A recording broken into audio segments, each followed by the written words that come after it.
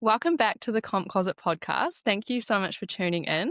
I'm your host, Sarah, and today's guest is a transformation and prep coach, an internationally ranked competitor, and the founder of the Wonder Woman, Michelle MacDonald. Welcome. So great to be here. My gals always talk about your show, especially around contest prep season when they're you know how it is when you just want to hear all about competing. Yes, absolutely. We love getting people through their cardio sessions. So thank you so much for coming on. Let's start at the beginning of your fitness journey. So you say you began your fitness journey in your late 30s and that you were never taught how to truly take care of your body. What was the moment that you realized things needed to change and how did that feel? So I in my 30s discovered yoga. So I fell in love with yoga, Bikram yoga, the hot kind, and I was crazy about it. I competed in it. And in yoga, we kind of prioritize not eating. It helps us get into difficult postures, deep compressions, all of that. And I would teach one or two classes a day, and then I would take one or two classes a day and do all these advanced postures. So that was my 30s, and it was actually during an advanced yoga class where I was looking around the room. And don't get me wrong, yoga's amazing, Pilates amazing. All of those modalities are great, especially for my body connection, breath awareness, mobility, obviously. But I'm like, gosh, the bodies don't look vital. Like there's something missing, especially in people that have been doing it longer and later in life. And then one of my girlfriends was competing at in Boston at an NPC show, and she said, "Come on, cheer me on." So I went and I checked it out, and number one, she had an amazing transformation. She'd always kind of struggled.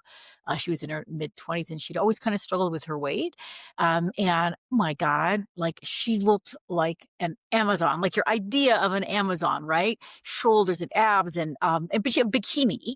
So it was a very, very kind of mainstream, very attractive look. And then at the show, all the gals had this same kind of cookie cutter look, like they were all smiling and they had all these muscles, and they just like their muscles popped on their body, which was very different than my experience in yoga. And I thought, this is what I need. I was 39. And I thought, I'm going to give this a try. So I dove into bodybuilding at 39, and I never looked back. Like in 3 months, the results were outstanding. And this was doing a basic online kind of a program. I was in a stage for cooking. So if you know the cooking industry, I had just graduated from culinary school. I decided at 39 I wanted to, go to culinary school and become an accredited chef. And so I was doing these 14-hour shifts, making a protein bar in the restroom and training at 9 a.m. with some like little online 3 sets of 12 kind of a program. And that was my first year competing, but the results were so outstanding. And I just felt more vitality. My muscles were growing, the newbie gains. And I loved how I felt with the food, like that eating every couple of hours, which was what I was doing. I had 5 meals a day that I was eating. I just felt more balanced. My energy was steady. Obviously, the protein was higher, so that had a lot of positive effects. I have no idea how much protein I was eating in my 30s because I wasn't conscious of it. But at 39, I switched everything and I never looked back. Wow, that is massive and really cool to hear that shift, going from yoga to actually wanting those muscles and wanting that vitality. If you look back to that version of you that was, more into the yoga and before you started, training in the gym and weightlifting, what do you think she believed about fitness or strength or aging that you no longer believe? Well, it was a big unknown, right? So, in your 30s, my age, I turned 55 on Sunday. I mean, it was so old absolutely, right? I remember thinking even 40s seemed like this great unknown. And I remember hearing people talk about their 40s and just wait till you're 40 and you'll see when you're 40. Then, of course, when I turned 40, it was the same thing about your 50s. Oh, just wait till menopause, just wait till you're 50, then you'll see. I think that shift from 30s to 40s and realizing that, like, when you pull back the veil of that unknown, you experience it for yourself with agency with your own systems and processes or routine or lifestyle, whatever you want to call it, you realize, oh, wait a minute, my story isn't everyone else's story. And I have incredible influence on how I'm going to experience age. So I would say in my 30s, I really just didn't know. I believed the cultural norm for what a 40-year-old or a 50-year-old would be like. I believed that to be true. I was curious and I was open minded, but honestly, there were no strong, vital, muscular, box jumping, weightlifting, female athletes, at least not in mainstream media, not in the magazines. Magazines were a lot more popular back then. We didn't have social media the way we have now. So we were really influenced by what the mainstream was putting out there. This is what we're going for. This is what age looks like. This is what we're prioritizing. Of course, heroin chick back then. So, yeah, just a very different, reality, and I think there's been some really great shifts. I think gals now in their 30s looking up towards a woman in their 40s, 50s, 60s, and 70s, we just have so many more options to be inspired by, so that's really exciting for women, I think. Yes, absolutely. And you mentioned shifting as well. So if we talk about shifting from like training for aesthetics to training for strength, longevity, and identity, what would you say kind of triggered that shift for you? Because bodybuilding is obviously quite aesthetics based. So how did you kind of balance that with training for strength, longevity, and identity? And how did that shift get triggered? Remember my slogan used to be, "You don't become inflexible by strength training, it's from not doing your flexibility work." And whether you're strength training or you have a desk job, if you don't work on your flexibility and your mobility, what doesn't get trained gets detrained, right? So that was always my philosophy, and I still believe that to be true. I think I'm lucky in the sense that I started my journey with, um, that mind muscle connection and then just exploring mindset a lot. Yoga, the yoga that I did, and of course, teaching it and doing advanced yoga, it was deep into and my degrees in philosophy, deconstruction, hermeneutics theory, actually. So really unpacking the why around experience. I don't want to go deep into that, but truth's not binary, right? It's who's speaking, historically, what's the historical context, the socioeconomic background, all of that influences what we perceive to be true. So I was always really open to this idea that what I always thought to be true about reality, I didn't have a ton of attachment to it. I've always been able to be curious, what would be another interpretation? And that has lent itself later in life to be about the frame, right? So no matter what's happening in your life, no matter what's going on in your environment, you can choose your frame, right? And it's choosing your frame that differentiates experiencing something hard as a challenge where you're getting skills training, getting the reps in, versus something that's happening to you where you're a victim and you don't have much agency over it. So when it comes to training and strength and all that, it's really like, well, how am I framing this? Like, is it true that strength training would get in the way of my flexibility and mobility? No. Like just looking at the data, that was not true. And I continued to do yoga as I was doing strength training. In fact, what I saw was the opposite. I found that the strength training was giving me more ability in my yoga postures. Now I understand that a lot of times I had spent so much time stretching my muscles, which of course makes muscles weak, not strong, that was preventing me from doing a lot of these postures and holding them. So when I started strength training, a lot of chronic irritations dissipated, like chronic hamstring strain. I'm going to call it strain. Like it just disappeared because I was strengthening my leg muscles and glute muscles. So I don't know if that helps a little bit, but I actually went into it with a very open mind. And then I kept on doing my yoga as I did my strength training. And I found that they really, really complemented each other. Yes, I think that's such a powerful perspective. Can you tell us about your competing history? So you gained interest in it at 39, you're now about to turn 55. a decent amount of years in between, what's happened in terms of competing? Number 1, I'm just gonna say I love competing, and I always have. When I was young, I competed with dance on stage, I did acting, I played sports throughout my life, so I've always really loved, competing. I feel being around other people that love to compete, I've always really enjoyed it. It's like we're all in this same, special world, a place where you get to push yourself to the max, get to really just focus on what you're passionate about. And of course, you just evolve dramatically when you compete. I think it shines a lens on where you're at in your growth journey and your resilience, how you handle failure, right? How you handle setbacks. So I really love competing as an arena to accelerate your growth. So I just want to preface with that. I love competing. I love how alive I feel. I love coaching, competing as well, especially gals that are in the same age bracket for me that are competing for the first time because it's wildly opposite than our day lives, right? And so for me, what's changed most is everything, my approach, probably how I approach my, season. I didn't really have a season when I first started. I did 5 shows in my first year plus, I don't know, 4 photo shoots, and I would not do that now. I'm a natural athlete, and I think I was just so tiny by the end of it. Um, my first year, I was probably 104 pounds my first show, and probably by the last show, I was 100 pounds. I'm 117 pounds now at 5'2", and I'm not a big girl at 117 pounds. I'm still relatively one of the smallest gals on stage.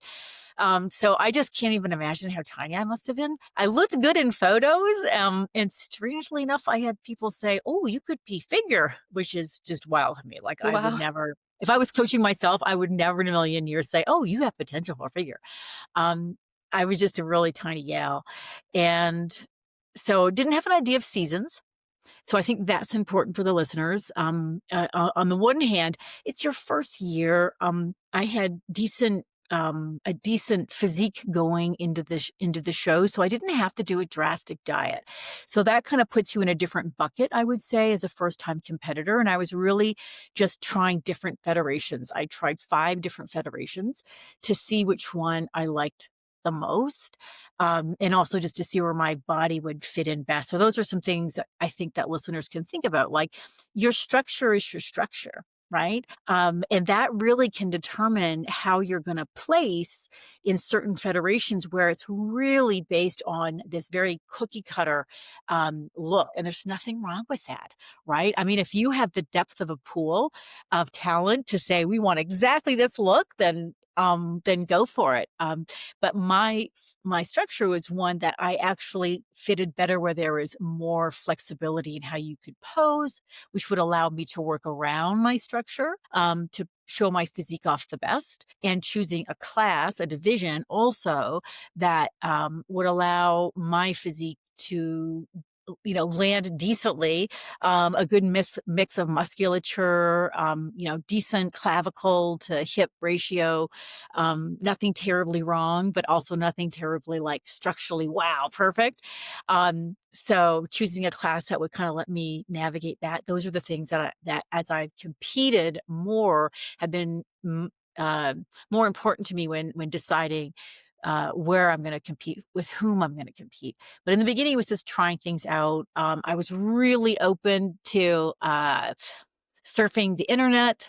Back then, it was bodybuilding.com. I think it's behind a paywall now, but when I was starting, it was like just free information. So I remember reading Lane Norton's uh, article on sodium and water manipulation, do's and don'ts for peak week, carb loading, all that.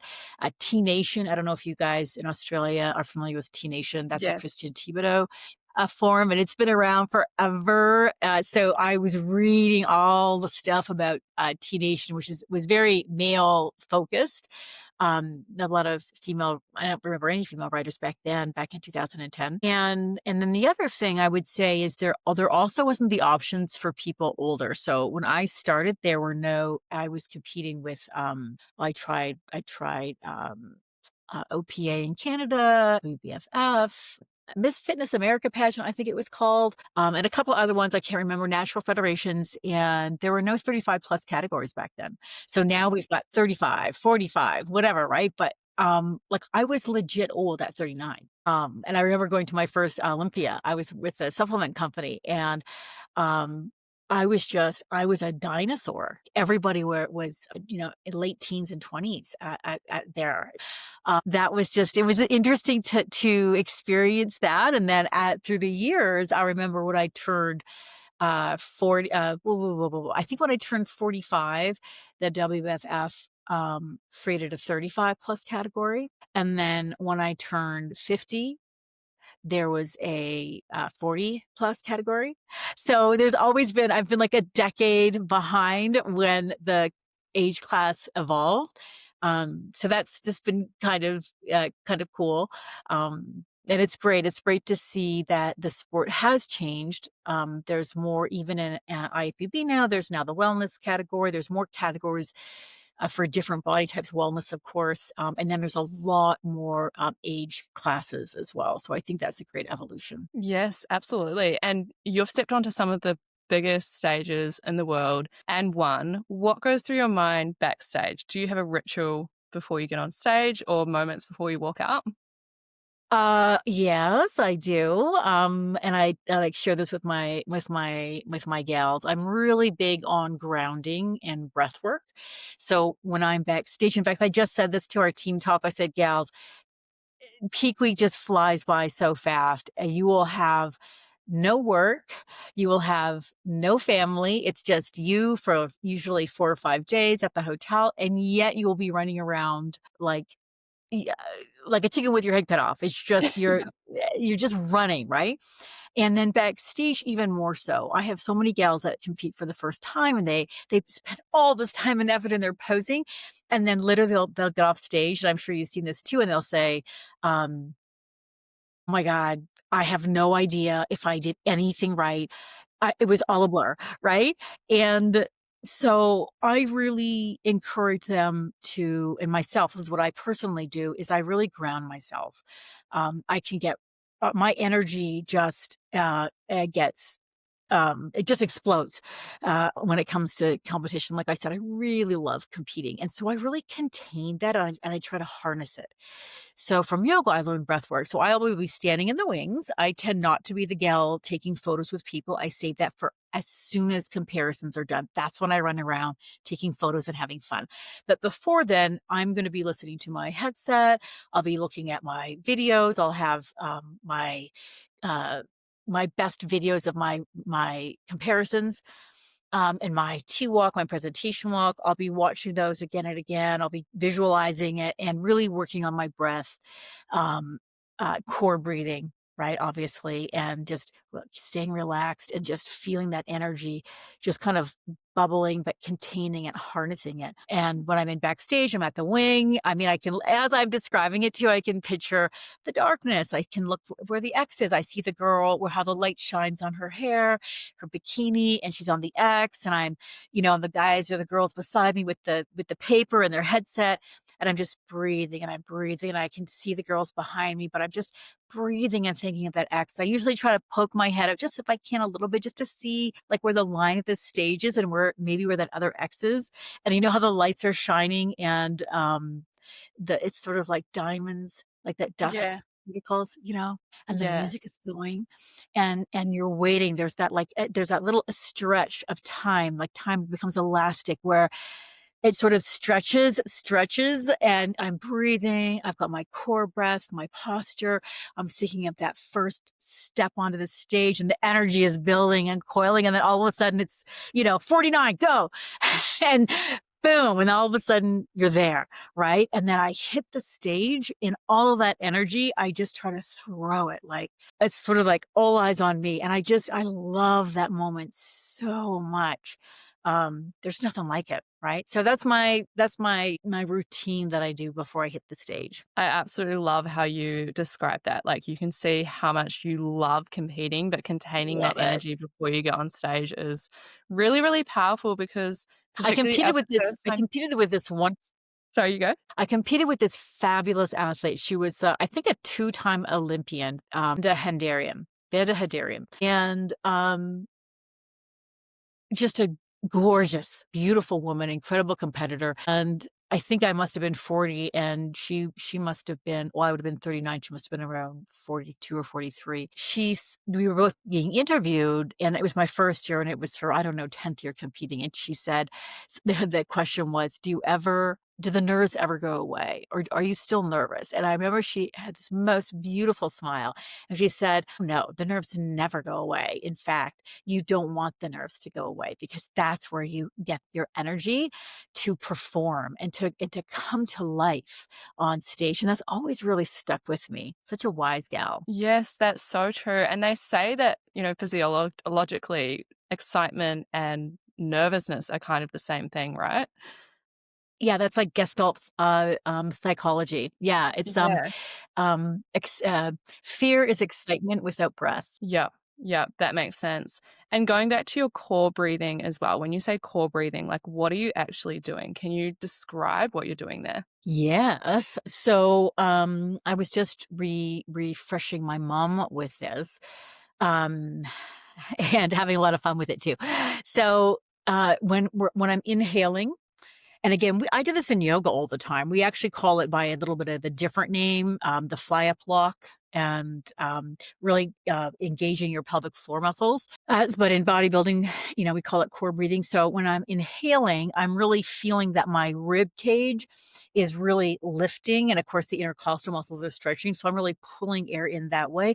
And then when I exhale, the pelvic floor is lifting up and the air is coming out, which is the opposite of how we tend to breathe when we're not trained how to breathe in a way that I'm going to say feeds longevity because it really does, especially with women in our pelvic floor health as we age and estrogen drops. Training yourself to really engage your pelvic floor when you're exhaling versus what we tend to do, which is what I saw as a yoga teacher with my students, and I see with my athletes training in the gym. It's pushing down when you're exhaling and letting the lower belly kind of like distend. So it's a different way of breathing, and it's very powerful. It's you really feel that your lumbar spine, which tends to compress as you age, a lot of compression issues, disc issues, even fractures there in the lumbar spine. We're really engaging and breathing in such a way that not only are our pelvic floor organs um, protected or supported, if you will, our lumbar spine is also supported. And probably you've heard, right there, you've seen it in your maybe your grandmother, where they'll say like it's very normal. Oh, I used to be 5'3", but now I'm 5'2". Yeah. And it doesn't have to be a reality. Again, yeah, how we use our postural muscles, our core muscles, how we breathe, can really affect the aging process. So you're either supporting it with your routines, or you're letting things slide. And nature tends to be incredibly efficient, use it or lose it. And it takes quite a bit of energy, attention, resources to support structures, right? It's kind of like if you look at a field, if you put a lot of effort into it, you can create this beautiful garden. And if you don't, in a very short period of time, it's wild, there's weeds everywhere. um, Systems require energy and input. So I think when we think of longevity, we want to think less of, oh, I just want to be normal, or I just want to be natural, I don't want to think about breathing, or it seems like a lot of work. I would say you put some work into this stuff, right? There are systems that have been developed that really, really work, and they're not that difficult. You just have to you just have to, again, it's that frame, right? You have to really understand that how you age, how powerful you feel in your body, whether you're 35 or 55, is really gonna depend on the systems you're running, and once you take that radical ownership, you can really easily shift gears and master pretty much anything. That was a Yes, long answer absolutely. to core breathing, like, do core breathing. And one quick Yep. trick that I share with my mom was, imagine you have a little blueberry. So bear with me, people that are listening. Guys, like, cover your ears if you want to, but, like, imagine you have a little blueberry just sitting at the opening of your lady bits. And when you're exhaling, you wanna actually pull the blueberry up. So we're not squeezing, right? We're thinking of like lifting the pelvic floor up as we exhale and then keeping that blueberry supported as we inhale. Yes, I love that analogy. I can imagine everyone, whether they're doing their Blueberry. cardio or driving their car right now, thinking of that and trying to practice their core breathing.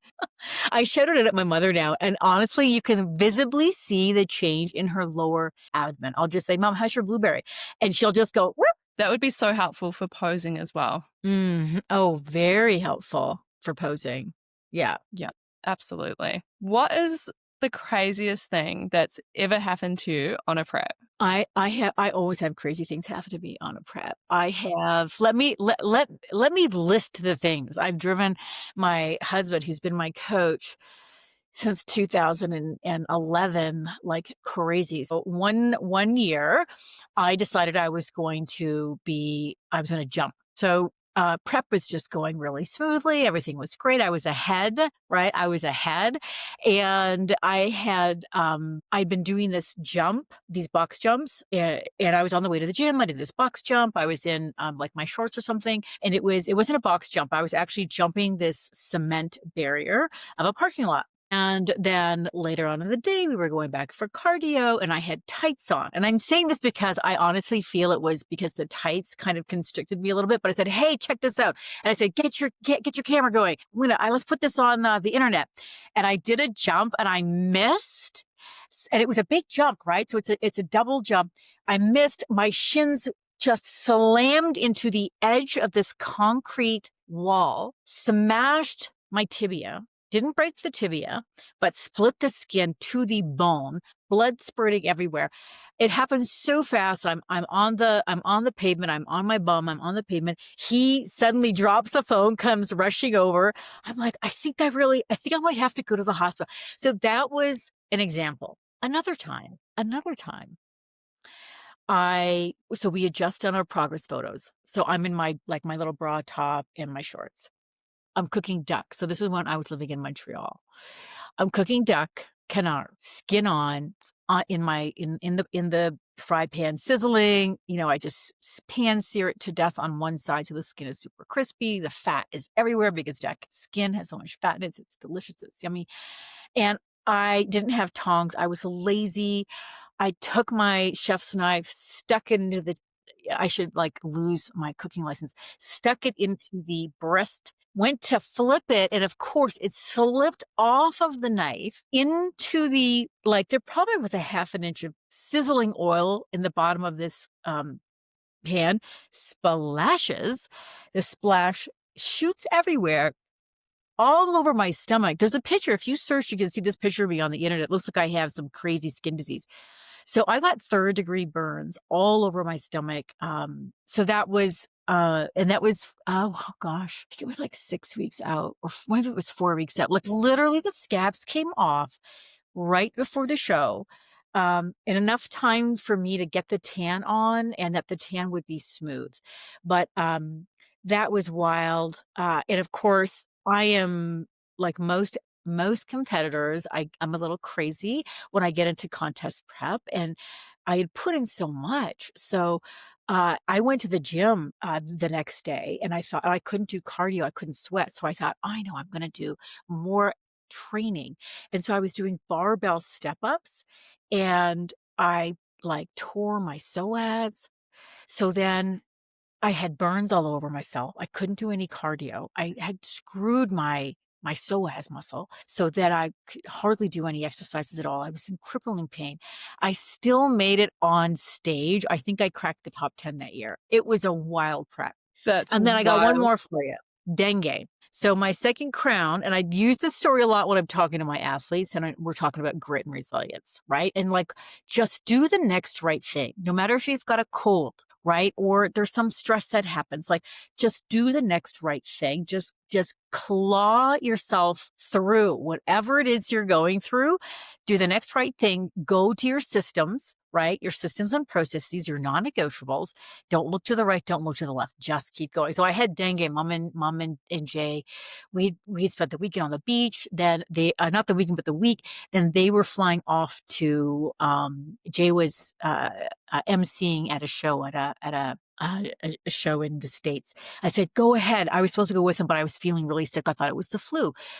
I had a doctor come in and visit, took my blood work. He asked me some questions. He was concerned that it might not be the flu. And I'm so glad he was a great diagnostician, because when you have dengue, you have total body aches. And so I wanted to have Advil. And when you have dengue, it's one of the high risks of it is that your blood actually, it affects the platelets in your blood. And so if you have something um, like Advil, you can actually end up having bleeding, hemorrhaging, or having internal bleeding. So I ended up in bed for like 5 days, couldn't move. It's the sickest I've ever been in my entire life. I thought I was going to die. I was reading about it. I couldn't work. My eyes were burning. And yet somehow, day 5, I was able to start walking again. Day 6, I was able to do some like leg extensions and leg curls. And I remember I could barely eat. I was by myself. I would go to the kitchen, have some broth, have some rice cakes. Just every 3 hours, I would try to eat something, even if it was probably only, 80 calories.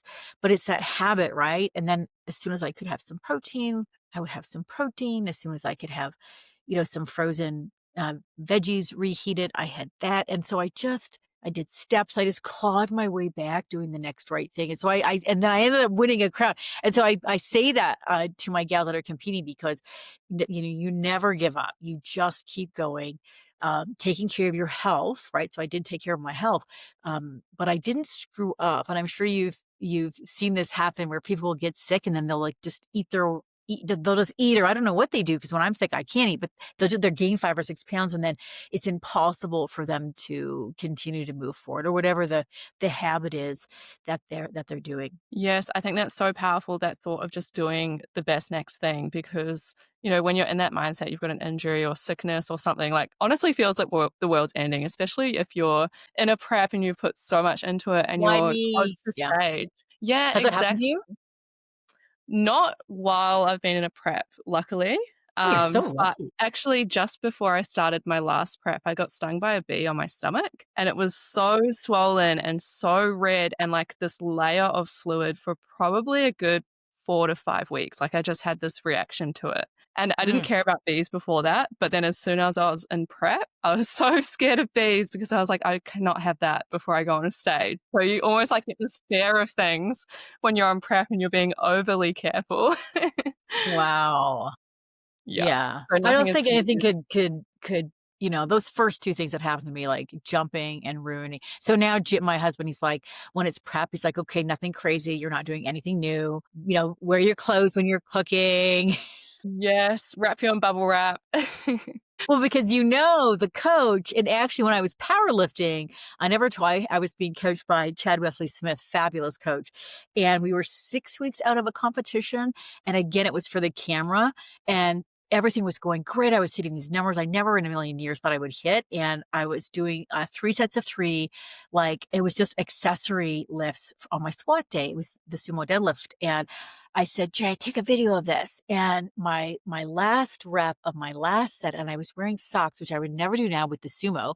And I was dancing. I was like kind of dancing because I'd seen someone on Instagram do that. And I just walked up to the bar, pulled it. It was 3 reps, 1, 2, and then 3 pop, right? Blew up my back. And I remember immediately messaging my coach, and I was like, hey, I just had an accident. I didn't tell him I was dancing. I said, Jay, bury that video. So, I'm so sorry. I just had a freak accident. Um, please don't drop me. Like, hopefully tomorrow I'll be able to do something. If you could give me, anything that can keep me in the game. And it's just like, oh my God, why did I do that? And maybe people that are listening, it can hit home a little bit, but when that happens, of course, the work that ends up on the coach's plate is tremendous. And of course, the coach also has to navigate what's the right choice for this person. Like, should we keep going with their prep? Do I need to pull them back as the coach? What is the right move? And a lot of it actually will depend on the constitution and resilience of the person, where they are in their journey. You know, for one person, it's hard, it's crazy, but actually they're fine. They're used to that kind of pressure. For somebody else, it might not be the right choice. And they might be saying they want to do it because of more because of shame, fear of disappointment, um, an attachment to an external goal, and they don't have the skills and the resilience yet to navigate that degree of hard, and it can be harmful. And it's tough too, because you've also got to pull, all these tricks out of your toolkit to to allow the athlete to keep progressing with whatever it is that's going on. So, it's always Yes. always fun to have an athlete that likes to do crazy things like that at the last minute. Yeah, absolutely. And speaking of coaching as well, how would you say your overall journey through competing and everything else you've done has shaped you as a coach? I wouldn't be the coach I can be for people if I hadn't walked the path. Um, I have a million stories I can relate, whether it's what's happened to me or what I've seen happen with my husband or other friends that have competed as well. But I think there's not too much that I have not gone through myself as an athlete.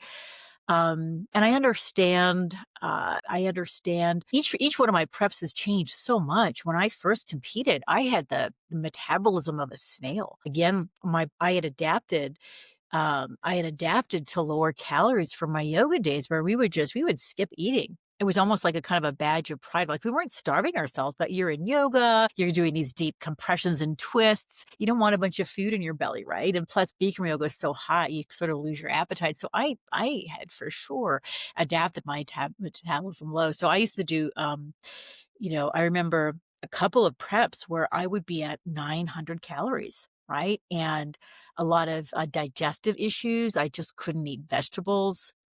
I would have to do fermented vegetables towards the end of prep, or else I would just have so much distension. I would need to do so much cardio to progress my physique, and I didn't have a lot of muscle. Later in life, as I've understood how important it is to build up your metabolism and really invest a significant amount of time, like more than 3 months, and putting muscle on your body and reducing the show frequency. Now I'll do preps. I usually start a prep at around, 28 to 34 100 calories at 5'2" and maybe 126. And then usually in my cutting phase, where most of the fat loss is, I'll be around 1,700 calories, not too bad again for my size. And then the digging phase, I might be down to 15, maybe 1450. Um, Cardio depends. Sometimes I'll do 30 to 45 minutes. Sometimes I'll do more. But as my muscle density has improved and I've maintained my metabolic rate higher for longer periods of time, it's usually nothing drastic like what I had to do when I was 40. Um, so I think that experience as well has really shaped me as a coach, as a female coach. I just have experienced such a wide variety of off seasons, preps, training splits, macro splits, cardio, what's worked, what hasn't worked, whether supplements are needed or not. I remember in my first years, I was so all into all the kind of like I know BCAAs were big back then, intra workouts, pre-workout drinks, like all the things, right? And now it's like creatine, vitamin D, fish oil, like basic stuff, like maybe 3 things, right? Caffeine. Um, so as a coach, and as a competitor, I feel, that I have a lot of different tools to throw at any situation, and a lot of confidence with what will work depending on what I'm seeing in front of me. And then also being able to shift gears and iterate. right? So I'm not attached to any one thing. It's not like just this one thing is going to work. And I see sometimes that being promoted on social media, and I think to myself, "Oh, my husband's the same." He's like, who are they coaching, right? Like, that would never have worked with this client, right? Like, that client would never have gained muscle, or they would have never lost weight. Like, you have to, we have such a wide variety of body types, physiologies, metabolic rates. So I think that's also been really, really helpful, to go through such significant changes in my own preps, and then just coaching a lot with a lot, and working with transformation clients, lifestyle clients, has been a huge eye opener. Um, Most gals, and a lot of my clients end up doing photo shoots and competing. In fact, we're doing the FMG show just in 2 weeks, less than 2 weeks, well, a week actually, and everyone but one client, Tara, all my other clients are transformation, their lifestyle. So they started in the lifestyle. I just want to get my mojo back. I just want to try to see if I can get my waist to drop, right? Because I've got the menopause waist. And I'm like, oh, I gotcha. Just wait. Abracadabra. And so what I've learned is that so many of these gals, when they start with me, like like I had from the yoga world, their bodies have adapted to such low calories, and then they eat out with the girls. Maybe they've got a corporate job. They're having like a big dinner every now and again with clients. They're not eating. They're in meetings back to back. They're skipping meals. And so they've really adapted down. And then when they do have these big excursions of calories coming in and they're really sedentary, they're storing it. Um, it's a very interesting phenomenon that I see. And so getting them to improve their body composition, usually they're starting, a lot of them at this magical 1,450 calories, and they're full eating 1,450 calories, and we have to lose 20 or 30 pounds. It's wild, right? And then to see where they are 2 to 3 years later, where they vastly improved their body composition, and they're eating more food than when they were starting. It's wild to see that, but it's also taught me, these people are running, they have maybe 300 direct reports, right? They're reporting to management above them. They've got people below them. They're taking care of their kids. They're taking care of their family, and they're doing it on not a lot of food. And so I'm saying that because, again, sometimes I hear people talk about these numbers about how much you should be eating or shouldn't be eating, or how many carbs you should be having, or, oh, you shouldn't go less than 1 gram of carb per pound of body weight, or, a woman shouldn't be eating less than this amount of food. And I think to myself, who have you helped? What real female have you helped besides a unicorn? Right? Because I have to work with and I love it. I get to work with all these incredible body types, ages, athletic levels. And every single one of them can get incredible progress, can reverse diet, build muscle, and completely change their body. Like night and day can change. And I think we really limit the possibilities for women when we talk in these broad strokes and these generalizations, and especially when we're biased from our own very narrow perspective. Well, this is what I do, so this is what everybody should do. And if you're not doing that, there's something wrong with you. And I tell my gals, like, there's nothing wrong with you. Your metabolism is not broken. That doesn't exist. This is the calories that you're eating in order to drive progress. You're running a company. You are able to do the work. Don't worry about it, right? Take your vitamins, keep going. And then during the reverse diet process, let's make it a competitive goal to really be able to eat lots of food and keep your waist where we want it. And they do it. Give them a goal, give them direction, and they do it. So I don't know, that was a long answer, but I hope you don't mind. I really wanted to say that to this audience because I do think it's important, that we not demonize people's metabolic rates, not take away from them the possibility that they could actually focus on a fat loss phase, and build their physique and build muscle after that fat loss phase. And that there's so many different methodologies, tools that you can use to drive progress. And a good coach, a great coach should have a wide palette of options to trial out with you. I think if you're an athlete and you just put that soldier cap on and do the work, communicate clearly, which is very important, be very honest and authentic with your coach, that amazing things can happen no matter what your age, what your starting physique is.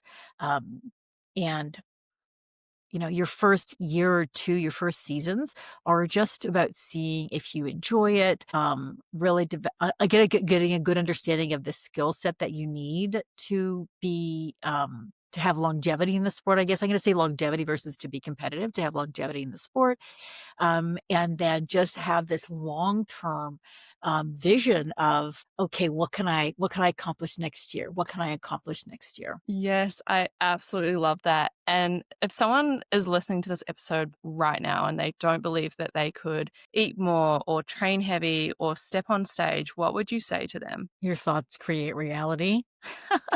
So be careful of your thoughts. I would say find a community of people that inspire you, that are inclusive, right? So find a community of people that inspire you, that are inclusive, um, who you surround yourself with, and also what you listen to, the podcasts you listen to, what you read, the movies you watch, like all of that. Really curate what is coming into your brain. Um, that they'll rub off on you, right? So what might seem impossible, the moment you see it being reflected in somebody else, especially if their before is kind of approximating your reality, can really help you shift your mindset.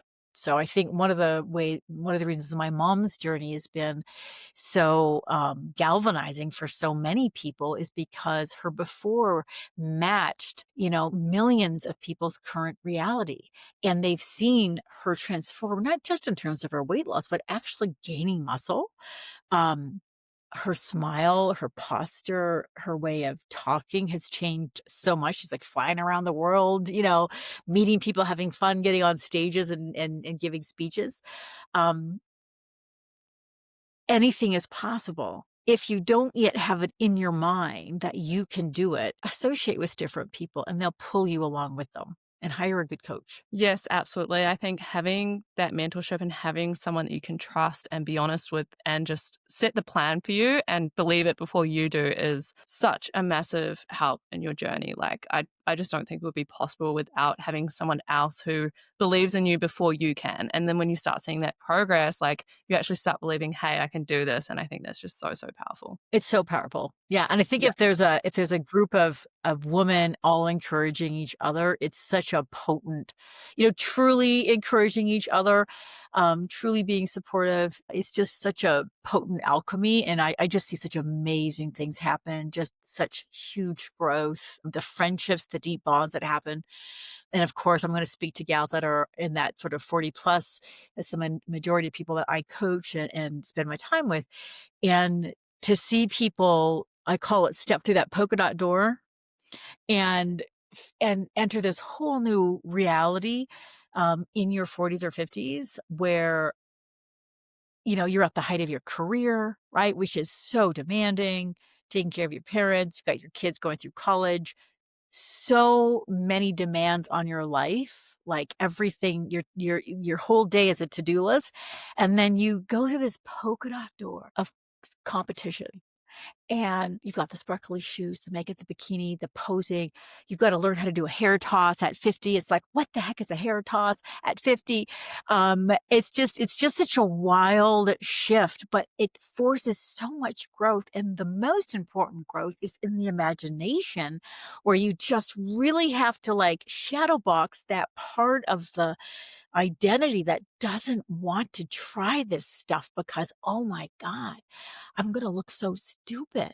What if I fail? What if people what if my boss sees me, right? What if my college kids, what if their friends make fun of me? Like that part of your identity doesn't want to get out of the box. So you have the green pass card to go for it, and you've got other women with you that you can really identify with, going like, let's go, let's do it. And you're really cheering each other on. It's just, the growth is amazing. I know after this show, there like every single one of those gals are gonna be like, "Let's do it again." And they're gonna be thinking about like, what do they have to do next to improve their body? And that's gonna lead to doubling down on doing the things that need to be done to grow muscle. And all of that leads to more longevity. And all the things that you have to do and overcome leads to more agency, right? And more empowerment and more confidence. And it's just such a massive positive ripple effect, way beyond getting a pretty stage photo. Way, way, way beyond. Yeah, I could not agree with that more. Like, it just helps in so many areas of life. And I think for me, it's like believing that you can do those hard things. And like when you push through Mm. a hard day on prep or you push through an entire hard prep and then actually see that change and change your mindset, like everything else in life feels so much easier. An opportunity comes up and you're like, yeah, let's do it. You don't even second guess it. So I think it's just so powerful on Yeah. all aspects of your life. You really normalize, you really start to normalize that fear, right? It's like that fear and excitement. You start to or Tony Robbins talks about neural associative conditioning, right? Where emotions are action signals, and when you're rewiring your brain and you're changing your standards and shifting your identity, you take that emotion that used to trigger a certain behavior and now you rewire it and you're like, wait a minute, that fear is actually telling me, that's a neon sign saying go for it. Because once you push yourself, you're cliff jumping and you push yourself and you're like, this is kind of fun, right? You scream, ah, but then you hit the water, you're like, wow, this is fun. It's exhilarating. I'm alive. You normalize that feeling in your heart of like, and you start to love it because you realize that's where all the growth is. That's where all the opportunity is. That's where life is, right? Yeah. Yeah, yeah, absolutely. And final question, you're such a successful woman, business, competing, life, all of that. What would you say is the key to success? What is the key to success? If I don't think about it, the first thing that came to my mind was you just don't give up. And so tied into all of that is to be resourceful. You know, resilience is a skill, right? So in the emotional space of something that's hard, the feeling that you have, everyone has it. Never goes away. Just like excitement never goes away, nerves never go away. They're there, but then you know, normalizing getting the thing done regardless of your feelings, like that there's nothing heroic. That's just what successful people do. This is what success feels like. New level, new devil. Like all of that is all wrapped up into, you just don't give up. You just find a way to do the next right thing, claw your way forward. You don't go back. Feelings aren't facts. So I think honestly, that was just my immediate knee jerk. I've got a lot going on right now on the back end. And every year I feel like there's just more happening that I have to take care of. It's like pianos falling out of the sky. I'm like, wow, really? I'm like, God must have a lot of confidence in me. And I think 10 years ago or something like that, some ambiguous time like that, I was saying to my husband, this is what success feels like. It's never going to get easier. It's like playing a video game. And every time you go up a level, like you want to go up a level and you want to go up a level. And every time you go up a level, it's like, oh my God, there's stiff stuff coming out. There's the rocket ships firing at you, and you're like the pinball wizard. By the time you get to level 10, you're like the pinball wizard, right? Like you're just, all the stuff is happening, but your eyes are closed and you're just, tapping and hitting. And I feel like that's like life, right? And you got to be okay with that because it's not like, life gets easier. You just get better at handling what's coming at you and you have less resistance to the feelings of navigating that. You're just like, you can't let that get in the way of the full spectrum of your joy. So you get better at like, this is hard. And okay, now I'm done. I'm going to close my computer and I'm going to go play with my dogs. And you just get really great at keeping things in their box, really great at reframing whatever it is you're going through, find the way to win, really self-regulate, get skillful at self-regulating. And it doesn't have to be this big retreat. You just like do some box breathing on your way to see your architect. So I don't know. I hope that answers that question, but that would be my big word of advice. Yes, I absolutely love that, honestly. I feel like I'm just gonna be so motivated to have the best day and the best week after this conversation. And I hope the listeners are as well. So, where can our listeners find you online to inquire about coaching or just to follow your inspiring journey? I appreciate that so much. I'd love to send people to my podcast, actually, Stronger by Design. I get as many science evidence based experts in talking about the body, competition, putting on muscle. So Stronger by Design, coaching, thewonderwoman.com. That is our lifestyle coaching brand. And then for contest prep, my husband and I have a team called Tulum Strength Club. So you can find us there. And then on the gram, the Wonder Woman official, I'm Michelle MacDonald official, my mother, Train with Joan, Tulum Strength Club. And we're about 3 years away from an incredible retreat and training center. So built by athletes for athletes. So maybe you'll be doing something there Yeah, that's so just exciting. outside of Tulum. Amazing. I will link all of those below so our listeners can find everything easily. Thank you so much for your time, Michelle. This has been absolutely incredible. You are welcome. Thanks for having me on. I appreciate it. Thank you. And thank you to our listeners as well. If you enjoyed this episode, please don't forget to subscribe on whatever platform you're listening on. Give us a rating and also share your story. Tag Michelle, tag myself, the Comp Closet. We love to see what you're up to while you're listening to the episode or what you learned from it.